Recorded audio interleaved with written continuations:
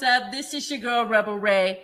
I'm your hostess with the mostest. Did y'all like our new theme song or what? Let's go.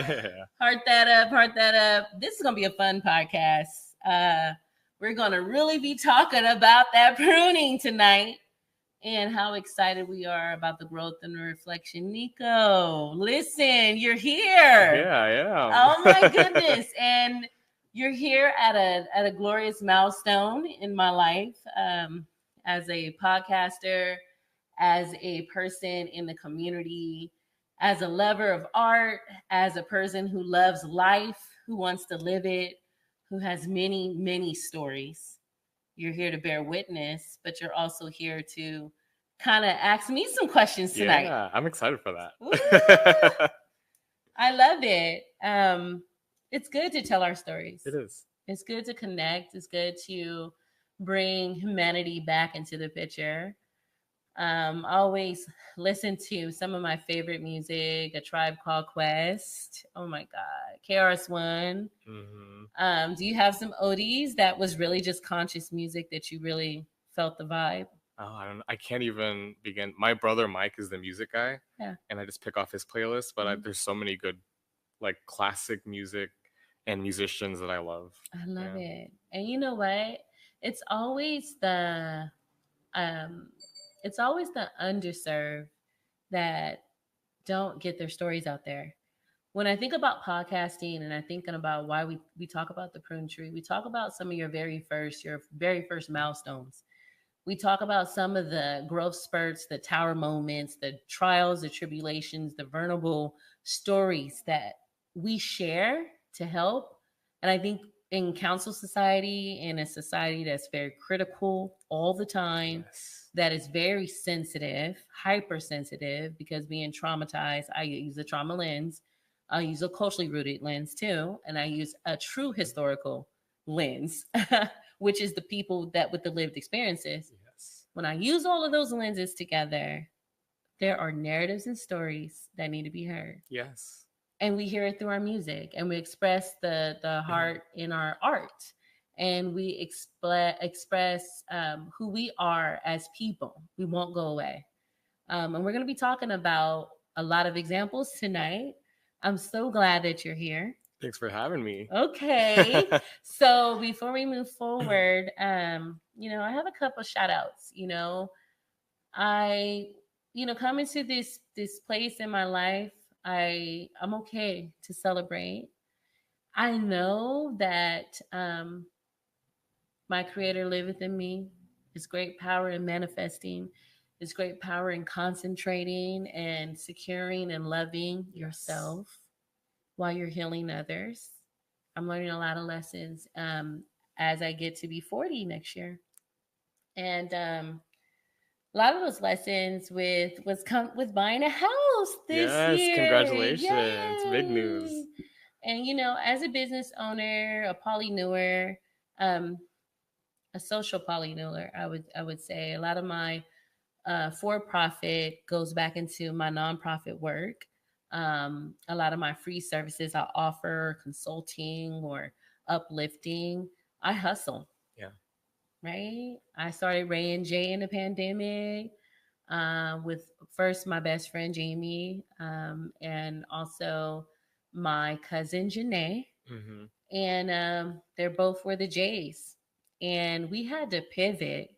You had to make money while you were trying to find your next job as an essential worker, trying to balance life, trying to balance everything.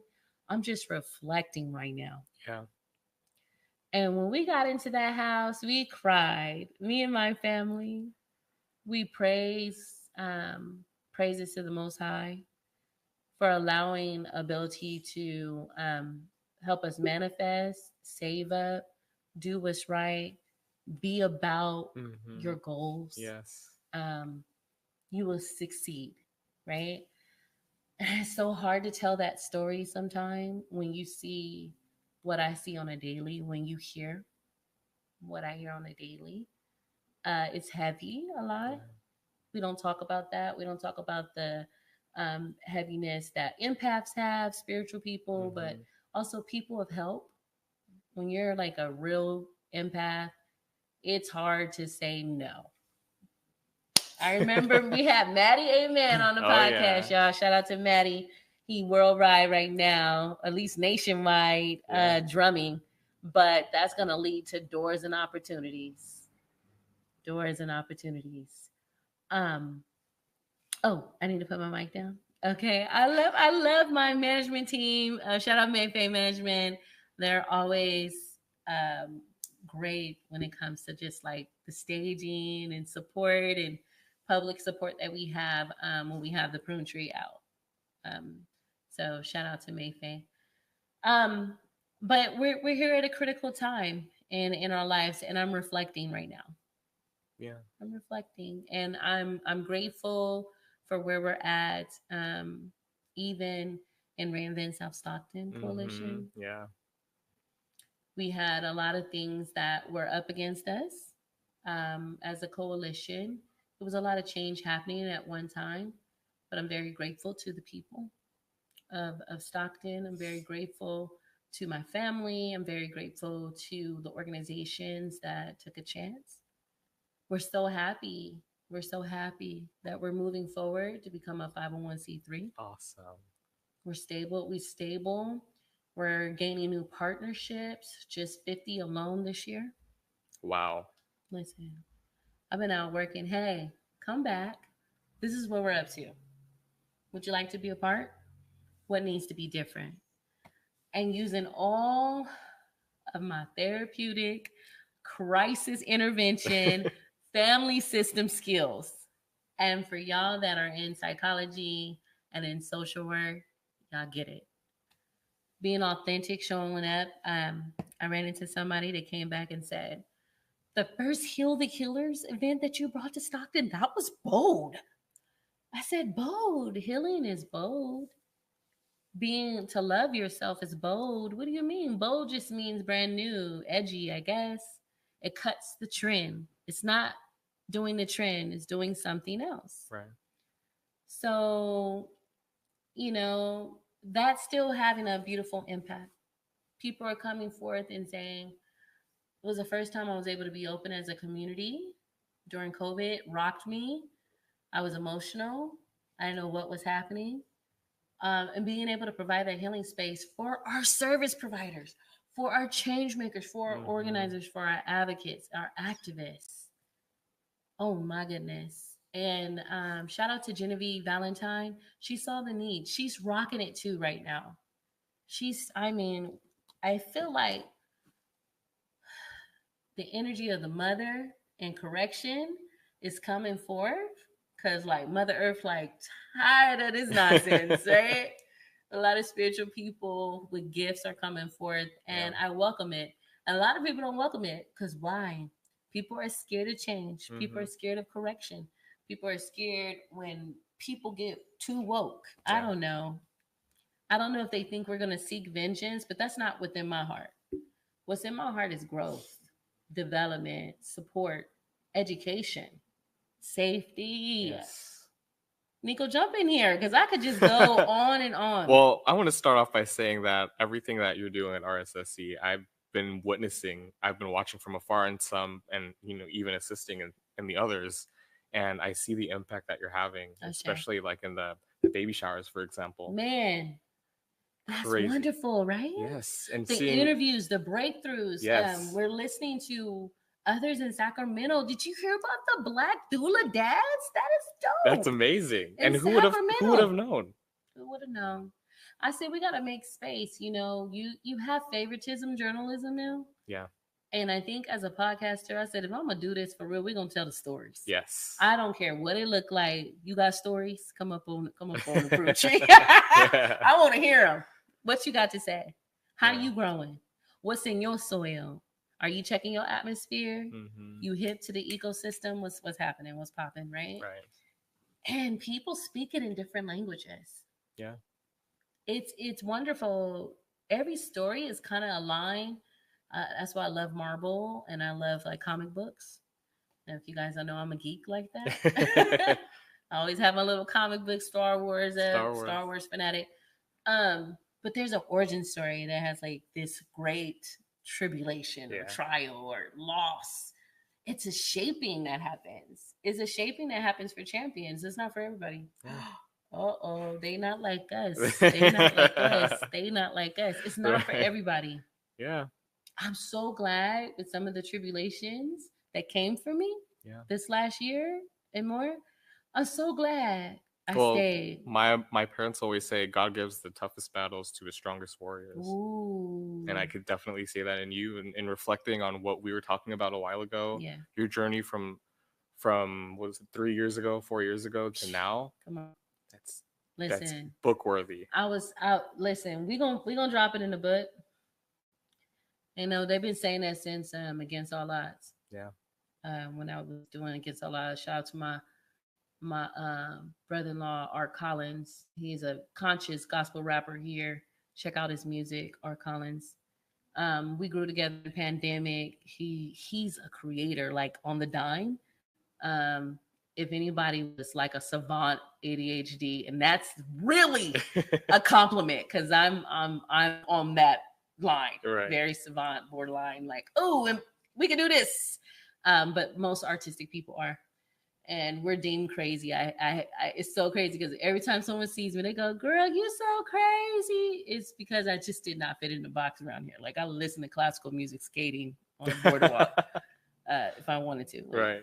I didn't have growing up the same experiences, but I did have the experiences of witnessing the vicarious trauma around me and being a daughter of a funeral director. Yes. You know, I was the funeral home kid and I heard all of the stories and I heard all the family issues and I saw this and I saw this in the community. And my dad rooted us in grassroots activism. My dad did that. Was very active in the NAACP, Black Family Day. He was the Black Infant Health. He was always given to that network, Black Nurses Association, Black Teacher Association. My dad was a black advocate. So we grew up with that. One of my very first books was the Lynch book. He's like, big old book. It's thick. Go find it. It's called the Lynch book and has every type of lynching in there. So when they're trying to burn these books, just understand why. And he drops it on me. He goes, "Hey, you're going to read this book." I was 9 years old. Wow. He let me know from the gate. I come from Oklahoma, and this is how it is. And I hated long car rides from Oklahoma to Oklahoma from Stockton because you would see the discrimination and the racism. And as we went further deep into the South, you would hear white men call my dad boy. Hey boy, you need that. You need to. We were at the gas pump, and I remember hearing and listening and looking. You know, I was that nosy kid. And he said, "Hey boy, you pump that gas right? You know how to pump that gas?" And I said, "I'm out the car, California kid, my mama in the front, and I'm like, Daddy, you gonna let that man talk to you?" Wow. My daddy looked at me like, "Girl, if you don't be quiet, get back in the car." So I was woke, right?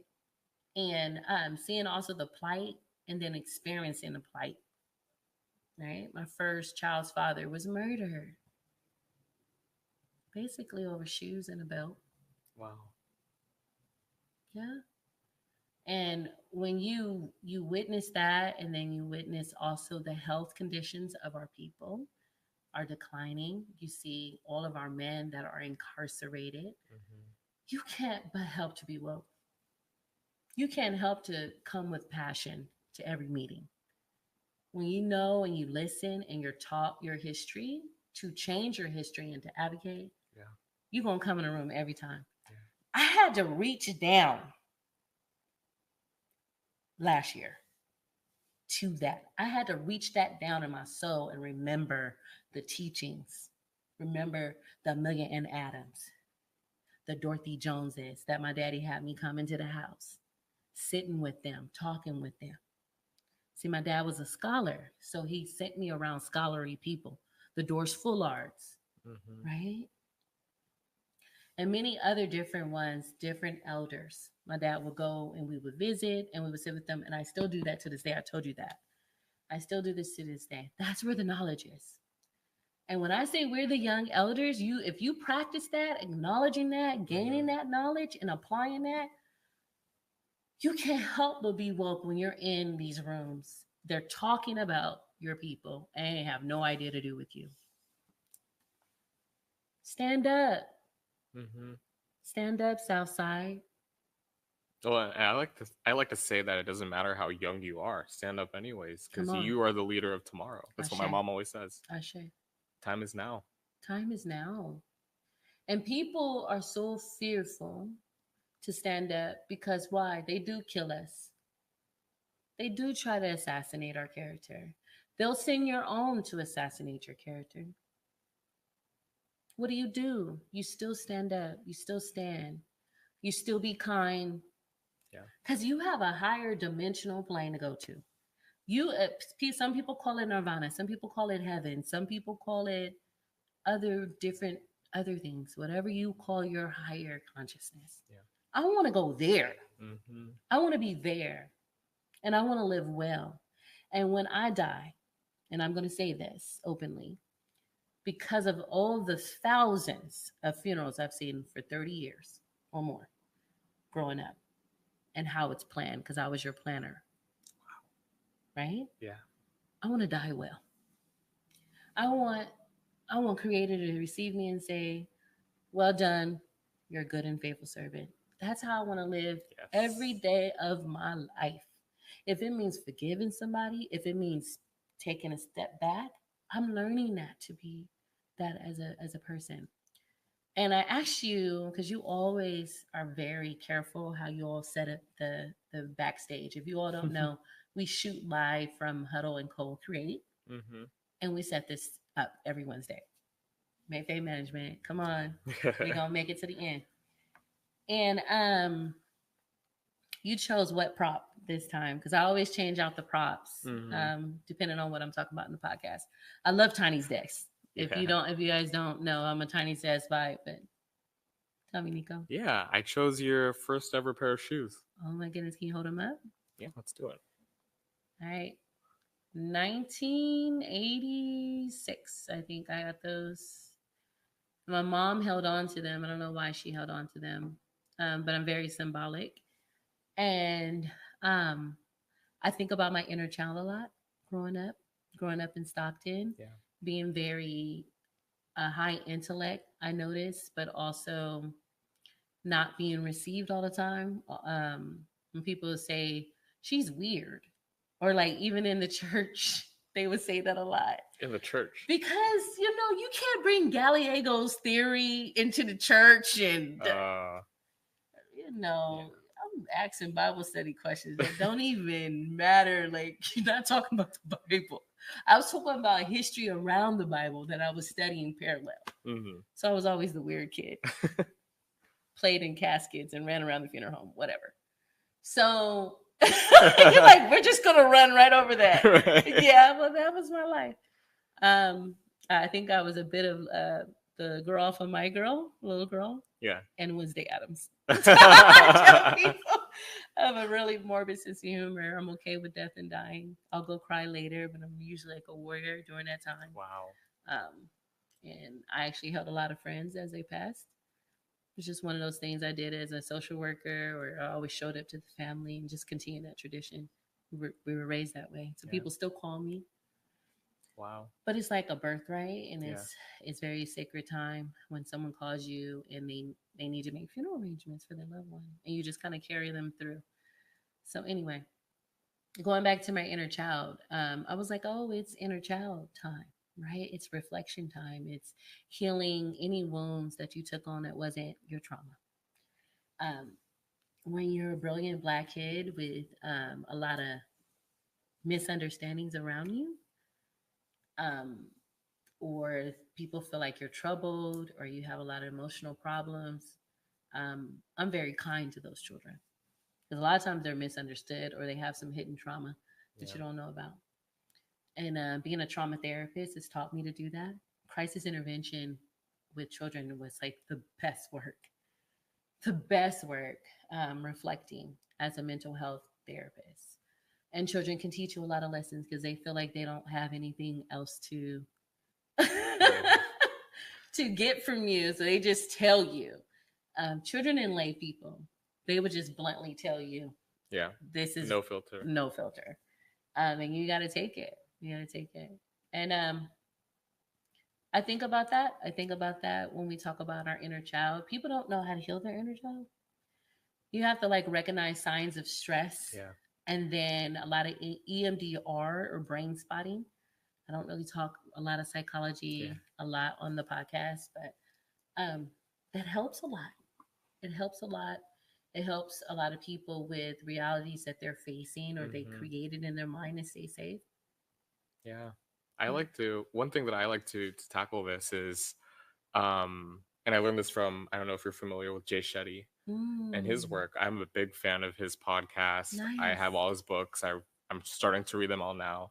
But he said something in one of his episodes that was something along the lines of, if you have a picture of yourself as a child, hold it up to yourself, place it on a mirror, look at it every morning or whenever you can, and talk to yourself. Reassure your younger child that things will work out. And look at yourself today in the mirror and analyze where you are now, how much you've grown since that picture was taken. And that's something that I like to do almost every day. Wow. It's so that's powerful. Dope. Yeah, it's powerful. It is. So that is a self-reflection. And that's also what I was talking about, how you're doing a lot of inner child work. It's a lot of reflection. Lots of reflection. I love MJ because he was super woke and conscious and spiritual. A lot of people don't know. Yeah. And a lot of haters say a lot of different things. But The Man in the Mirror was that piece where he was reflecting. Yeah. And, you know, if you want to wake up and make a change, right? Yeah. Starts with you. Exactly. Right. And that's a beautiful song. And I think I'm going to start practicing that too. Yeah. I'm always looking to grow. When you're reflecting and you're loving and you're supporting and you're letting go, you're doing that in rotation.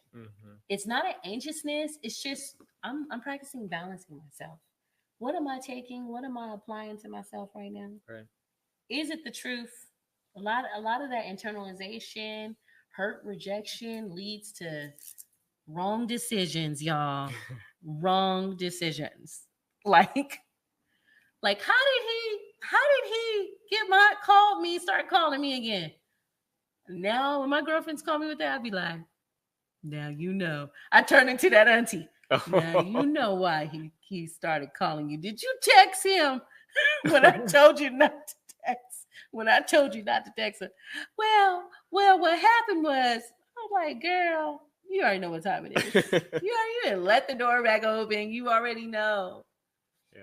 We know. Yeah. So, you know, you take your time with yourself. You forgive yourself. Yeah. You know. That's where a lot of the growth comes from. I mean, if you don't forgive yourself and your past mistakes and everything, you're not going to grow. Man. You're not going to see. I think a lot of what growth is just accepting where you are right now. Yeah. And then, you know, finding it in yourself, because it can be hard sometimes to forgive yourself through all of it.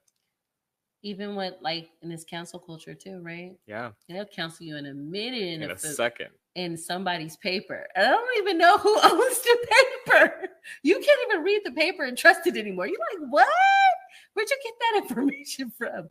Who is doing this editing? Oh, gosh. Why did you put there and not there? Like, I'm seeing that everywhere and people just running with it. No, I'm like, if you don't know and you're not grounded, you'll just internalize everything. You can't do that, y'all.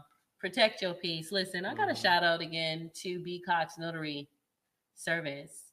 Call B. Cox at bcoxnotary.com. You can email her.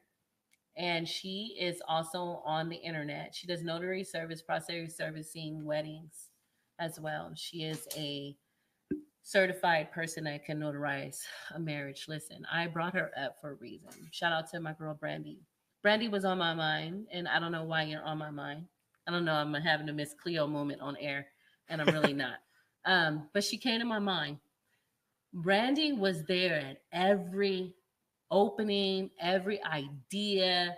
When I tell you she's Black Girl Magic, she showed up for her community. She's one of these community change makers you really don't hear about everywhere.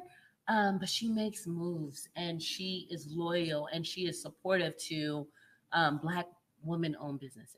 And she That's showed awesome. up at every milestone. When I was pursuing Ray and Jay full time, we were down there at the waterfront. It was a brilliant idea. Stockton wasn't ready for it though, right? A lot of Bay Area people came in, and you have to look that in the face. You go, okay, I'll pivot. Yeah. What can I do different, right? And I looked at the People's Empowerment Center, and it's a forever social concept that is changing, because ideally the things that we go through as the empowerment of people change as well. Yeah. Depending on the policies that affect us, depending on what's happening and what funding is going into places. So I know God has given me vision, and I've accepted that in my growth now. And sometimes it's for me to journal it and pay attention to the people that He places in my life and figure out if they're leaves. Yeah. Who's a leafy person to you? Describe a leafy person.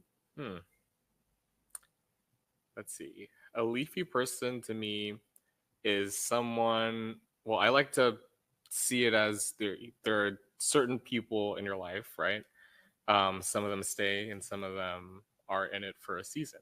So you have, right, it's like you have a reason, you have a season, and you have lifetimers. Right. Yeah, leafy people. We need another battery, Moses. Leafy people, you take what you get from them and you kind of say goodbye sometimes. And you say goodbye and be okay with saying goodbye, y'all. We drag them and try to drag a dead leaf into the next season. It doesn't work like that. And when God started dealing with me about the tree and all the changes of the tree and all of the roots of the tree and the ecosystem of the tree, I started to study in the park and read my books and pray and be open, right? Yeah. And understand how to balance your emotional. What are you going to take in? Exactly. Right? What are you taking into your soil? How do you protect yourself in boundaries when people come for you? Yeah. Because they will test you. People will test you. And you have to be practicing your total healing. When I say practicing, I'm going to tell you like how those doctors say, this is a practice. You better have insurance, right? You better have individuals that I think we're going to change. We're going to change the battery for a moment. Okay. Stand by, you guys. Stand by. We're going to change the battery because it's going out. So sorry about this.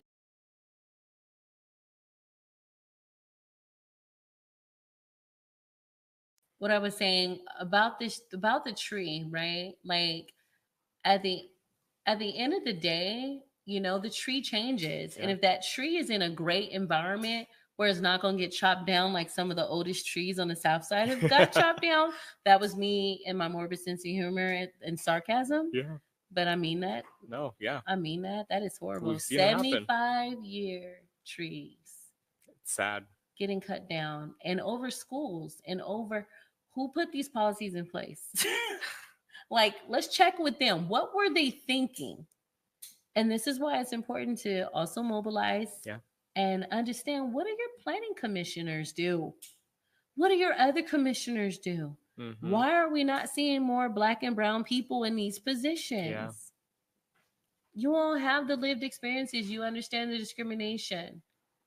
When buying a house, you have to check out everything around you, including the water you're living in that city. And I still, as where I bought my home, I still live in a very bad water district. Really? Yes.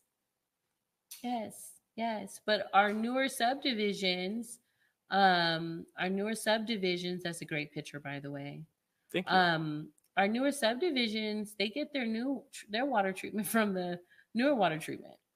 Interesting. Oh, yeah. And you don't ever test your water. You'll just be like, in Stockton, you'll just be like, no. Well, I come from the Philippines where it's probably like 10 times worse. But really? Yeah.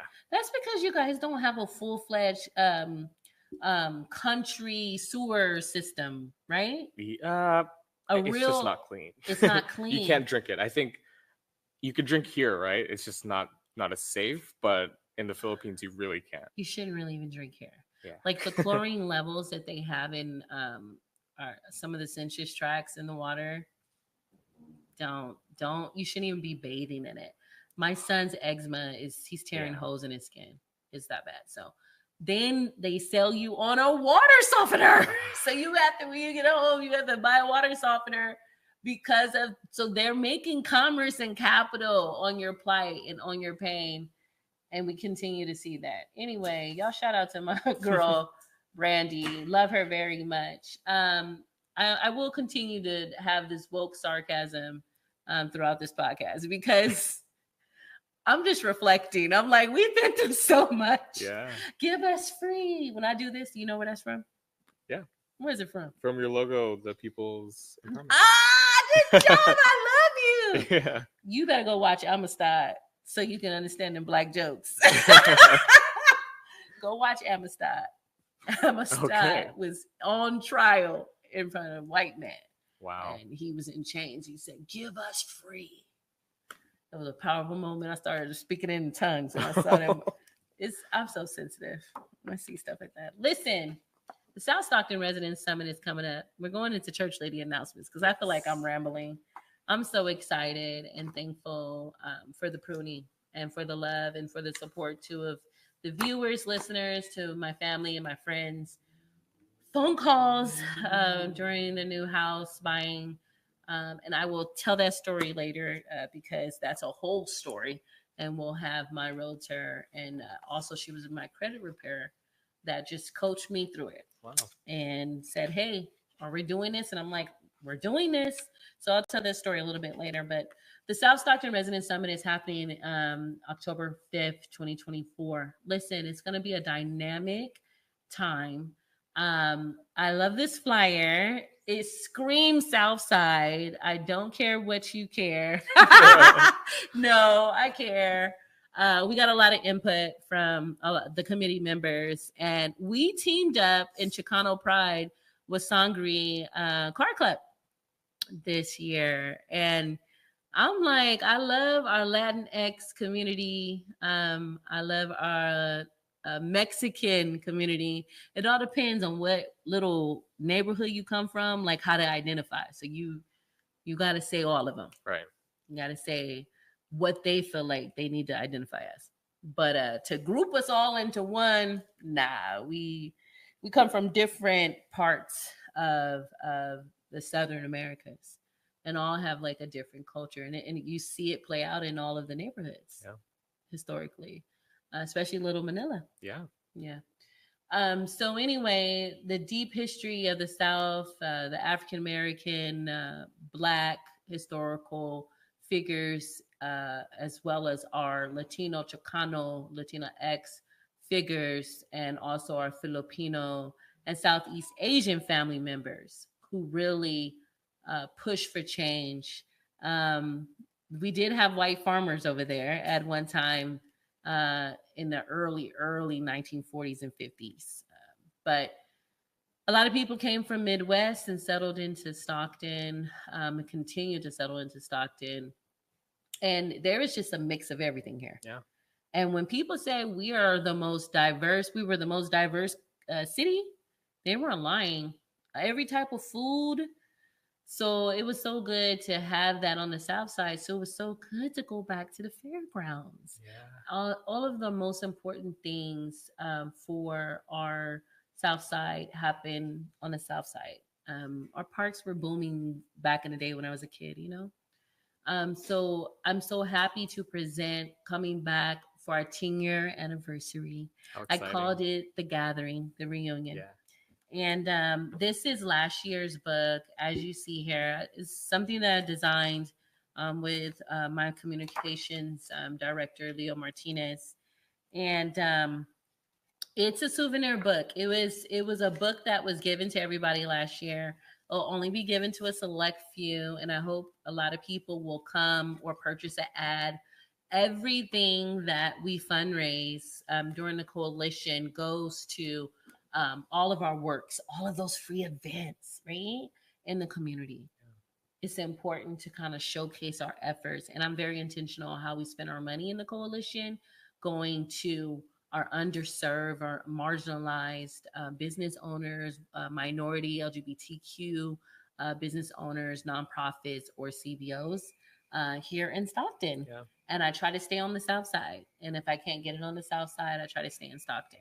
So we're very intentional on where our dollars are being spent and how we're showing up. And we spent all of our vendors last year, all Southside, all Black and brown, women Awesome. owned businesses. Yeah. Ashe, right? Be conscious about your dollar and how you spend it because your ancestors earned your ability to spend that dollar. So you build freedom with it. So, we have this dope book is a real throwback family vibe this year. And we have the car club that will be bringing 30 to 40 cars. We have the podcast that will be streaming live with the residents. Yeah. We also have jumpers. We'll have free food, tacos, hot dogs. We'll have a clown, a petting zoo. We'll also have a rededication of our Hmong community garden. I can't wait. I can't wait for that rededication. Two of the founding gardeners passed away. And so we're going to pay homage there and give them plaques along in partnership with the state of California and San Joaquin County Executive Board. Amazing. That's amazing.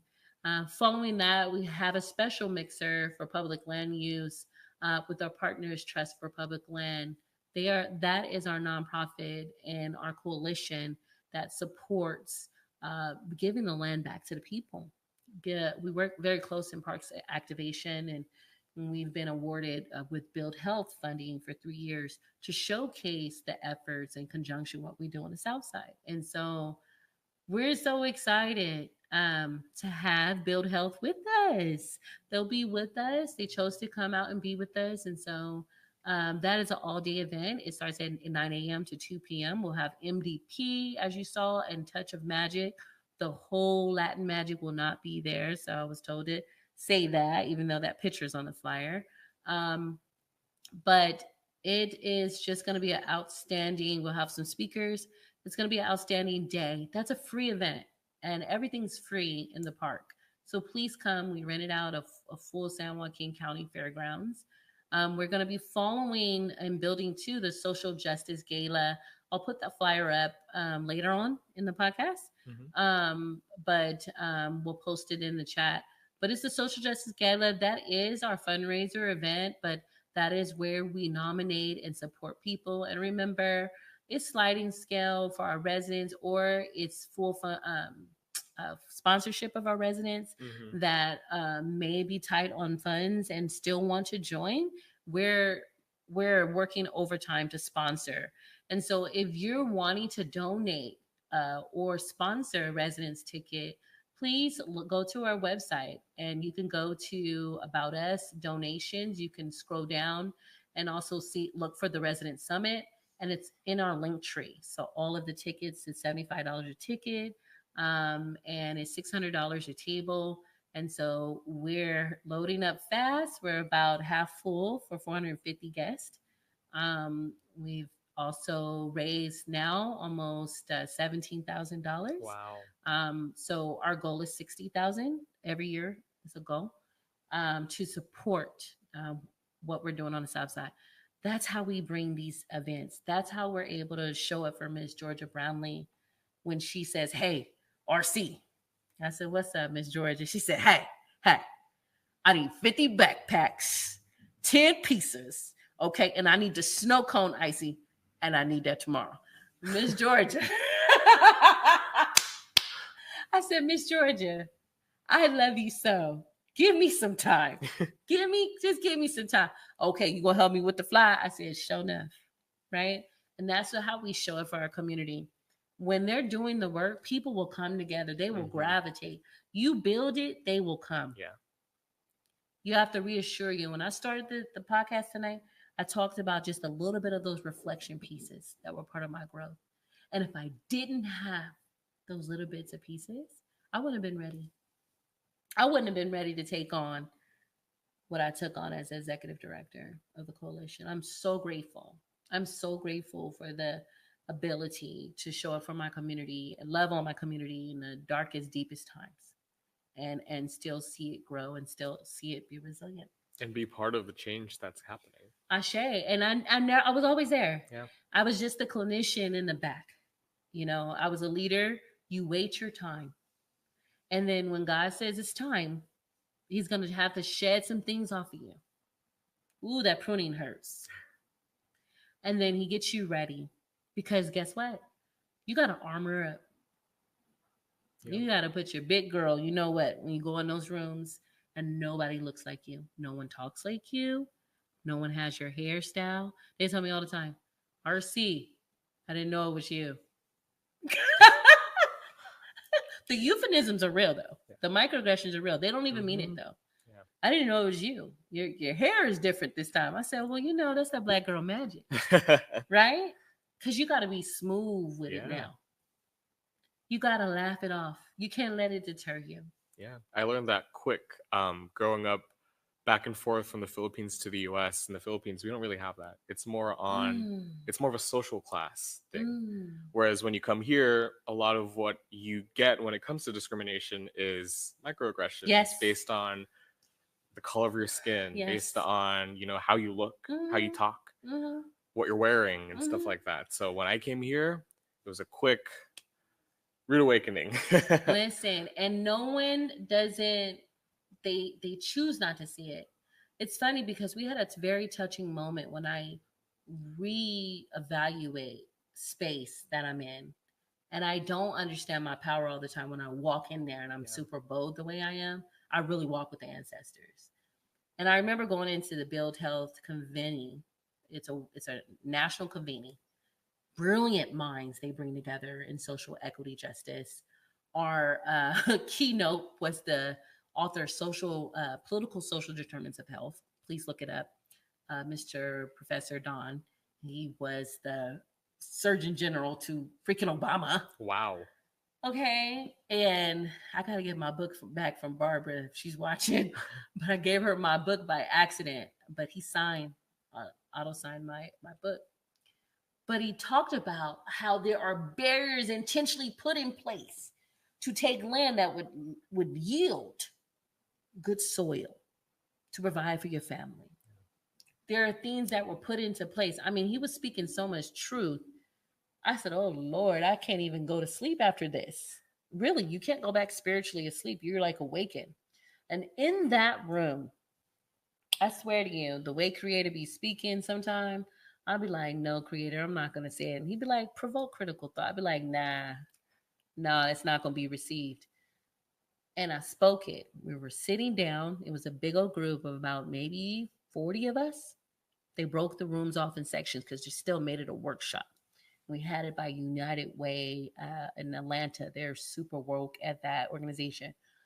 But I posed a question and I said to my white colleagues, you all are friends and you all are accomplices and you all are people who you understand the plight of what's going on in Black and brown health and our disparities. You understand it. Why aren't you speaking up when there's microaggressions in the room, when there's decision making that you know is rooted in implicit bias and you don't speak up? I guess Holy Spirit came in that room. Truth came in that room. I sat there and I waited. I was like, who gonna stand up and tell it like it is? And did anybody? Oh my God. Yes, they did. I mean, they poured out their heart. They were breaking down, crying. Wow. You know what that one man that stood out to me said? He said, we would be put out. Our own families would disown us. And when he said that, I said, ooh, that was finances too, I heard. That was social status. That was, right? And people are definitely afraid to be rejected if they stand up and say justice and righteousness. Yeah. I said the intimidation is real. Cancel society is real. We made it a reality. Instead of binding together, standing up and saying, no, This is A, B, C, and D, and we do this out of love, Mm-hmm. you know? So then fear sets in, and then we can't communicate. We can't support one another openly. We have to constantly be taking these trauma informed practices and also fighting people who are trying to say critical race theory is bad. And I said, I just want to wake up from this bad dream. When I'm hearing our accomplices, our white colleagues saying they're intimidated, wow. So, what do you think we're feeling when we're opening up and we're pleading with you and we're saying something's going on with my body? Right. I know I'm going to die. Our Black mothers dying 4 times the rate. Our men incarcerated. They keep telling their stories. How many times do we have to tell our stories to believe, to be believed? We're not being dramatic. It's happening. Yeah. So I don't, I've learned to be very poised when I'm with people who don't believe in racism, who don't believe in there's an ideology of suffering that people invoke just for power. Yeah. It's sad. You would think we're 2024 now, but it's still here. We're burning books, y'all. We're burning books. What do you think they're doing with all of those books they're gathering and not shipping down south? We are thinking about our Instagram posts and laughing on TikTok. And I tell people all the time, stay mindful, stay prayerful, be watchful, because there's so many things happening. Yeah. Yeah. I think the world probably would have been better prepared for COVID if they just saw the signs. Yeah. Yeah. So now we are healing. We're, as a coalition, as a group of people, as a collective, are healing. We're learning how to come outside again, connect, and support one another. We're learning to pay attention to what politics are being put in place that can harm us, Mm-hmm. and how people are now being very critical of teaching how sensitivity of our LGBTQ and our Black and Brown issues. We're being very watchful. And when I say we, there is a coalition of individuals who choose higher consciousness, that choose to do the right thing, Mm-hmm. no matter what. And standing together, I think it's one of the most important things we have to do in this moment. Exactly. And that's being speaking in my role as a leader, not just this personality you see as Rebel Ray, as a leader, just owning it, saying it's time. Yeah. Because when we're having our babies killing each other the way we're doing in Stockton, there's not going to be anybody left. Yeah. And you have a little brother, and I have a son. I want the next world for them to be good. Yeah. That next generation to be good. Okay, so we got it. It takes our time now, and I know that's what the Resident Summit is about. That's what the coalition is about. That's our mission statement. Please be with us October 5th. Reach out to RSSC coalition.org for more information. And we have one more announcement before we leave tonight, and that is your upcoming event. Yes, the Filipino American History Month is coming up. That's going to be on the 12th of October. We're super excited. We have a fun lineup of talented Filipino American artists who are going to be joining us. And it will be in dedication to Fred and Dorothy Cordova, who are the founders of the Filipino American National Historical Society. Put that flyer back up. So the Filipino American National Historical Society is all about creating that movement from one generation to the other, making sure that the stories and legacy of those that have come before us continues on from generation to generation. So my mom, Mafae, is the current president of the Stockton chapter. Ashe, Ashe, Queen. Yeah, and I'm the youth leader. So we are working with a bunch of incredible individuals to put together this event. And this will be held at Delta College here in Stockton. And we are just really excited to celebrate the history of Filipino Americans because it's so rich here in Stockton. We have Larry Itliong, we have Dr. Don Nabalan, we have so many other people who don't have the spotlight on them. All of them making a difference, not just in the community of Filipino Americans, but also in Stockton as a city and the community in general. So if you guys can mark your calendars, make sure that you guys join us for this event. It's not only for Filipino Americans. We invite everybody to come celebrate because, you know, we believe that community is really powerful.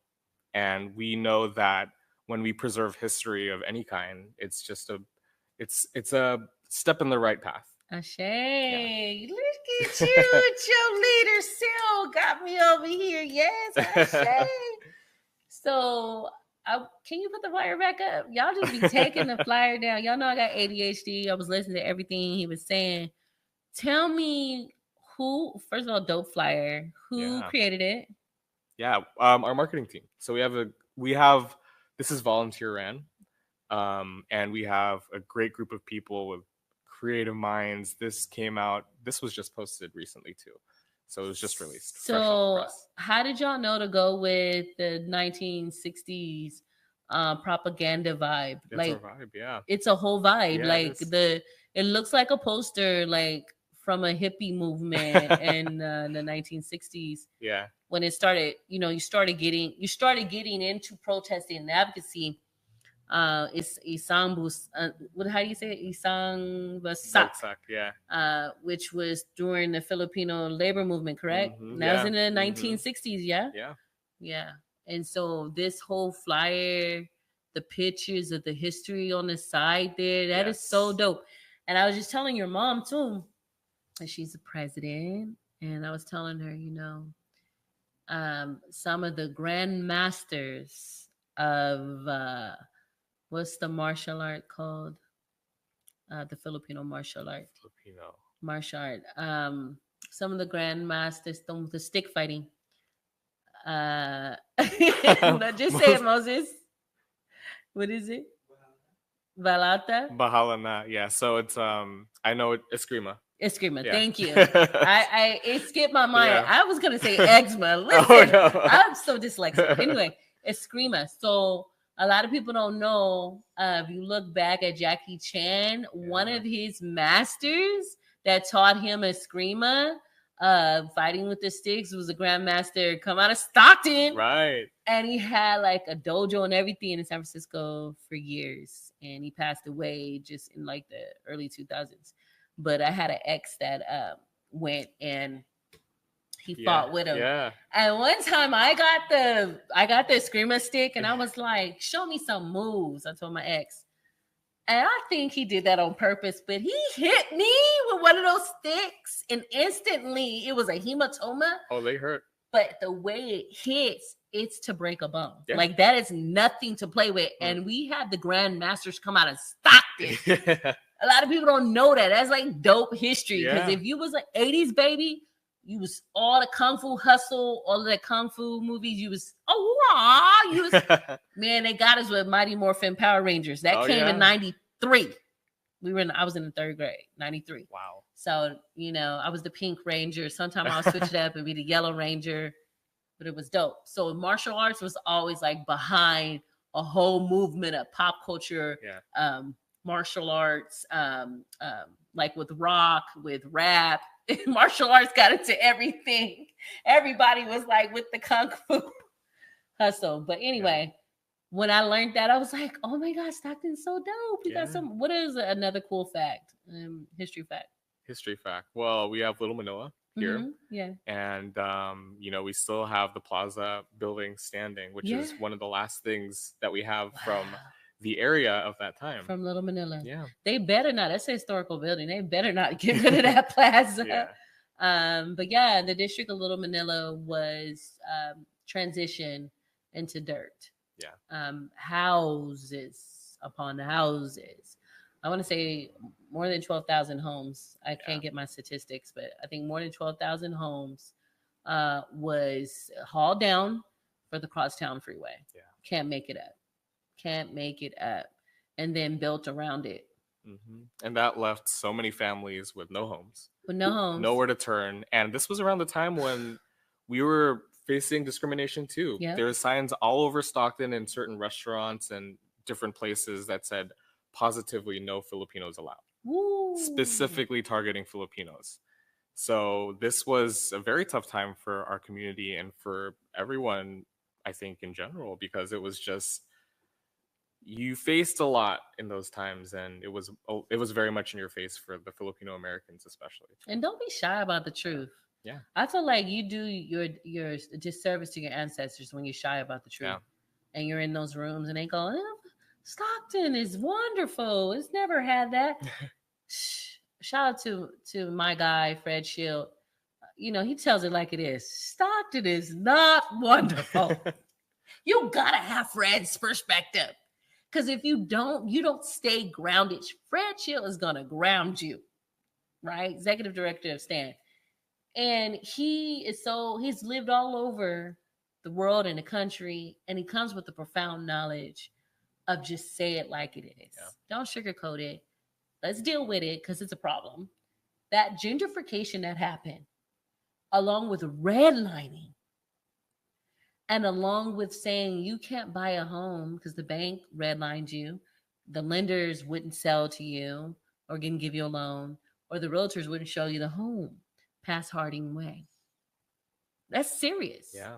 And so we're rooted in that. Those are roots, just like this sign, but we're still resilient. You'll still hear the stories. That's why I love what you're doing and what you're going to be bringing to Stockton. And so San Joaquin Delta College. Yes. Is and supporting. we're going to have a symposium. We're going to have people speaking on the history. Nice. One thing with Fonz is we're very much about sharing the stories of those that came before us. And we also, just down the street, 5 seconds away, we have the Filipino American National Historical Society National Museum. Yes. Which is the only one in all of the country. We have about 45 different chapters all throughout in the U.S. Nice. And we are lucky to have it here in Stockton. Yes. Of all the 45 chapters that it could be in. Listen, because Stockton is where it's rooted. Yeah. Was the majority of our Filipinos. A lot of the Filipinos, the ones that migrated from the Philippines, this was the first stop. It's the first stop that they migrated and then expanded out. And it had everything that was needed: agriculture, support, social systems, own stores. I mean, you took generational wealth from these family members when you choose to put the Crosstown Freeway here with the funds that were given from the federal government to expand the highway system. It's sad. It's beyond sad. And if you don't understand it, you don't understand the generational impact that it's having on Nico today. Nico could have been a full range business owner of many businesses and homes on the South Side. Yeah. It's monopoly, baby. Yeah. Right? So who owns downtown, right? Why is it not given back to the people? But we'll talk about that another story. I think that they're not ready for that type of conversation on the Pruned Tree. So we're here coming to an end. And it's never an end. It's always the beginning of something new. Here on the Pruned Tree, I'm Rebel Ray. I'm your hostess with the mostest. Nico, tell them where to catch your podcast, please. I love plugging our Black and Brown businesses always. Oh, thank you. You can check out my podcast on Spotify and Apple Podcasts. That's the Briller Project. Pronounced Briller, but Briller is a French word that directly translates to shine. So you could look up THEBRILLER Project. And all I do is just shed light on people who let their light shine bright. So pretty much everything that you're doing here, I'm inspired by you and everything. And I interview people from all walks of life. I've had famous people. I've had, like my high school best friends. I talk to pretty much everyone about like what makes their light shine bright. Because I believe that, everyone has a story, but not everyone has the platform to tell it, or they're not comfortable to share it. But I think it is important and it's powerful, and we do, because people need to hear it. Ashe. And being transparent is where it's at. Be careful with your transparency. Know when to share when you're ready, and also when I say when you're ready, make sure the other person is ready to receive your transparency. I thought just being transparent, that's careless though. because that person may not have the capacity or they're not ready to hear it. That's where empathy comes in. Ashe. And we have to practice that. Yeah. Thank you so much for being on the show. Thanks for having me. And join him, and that's every week.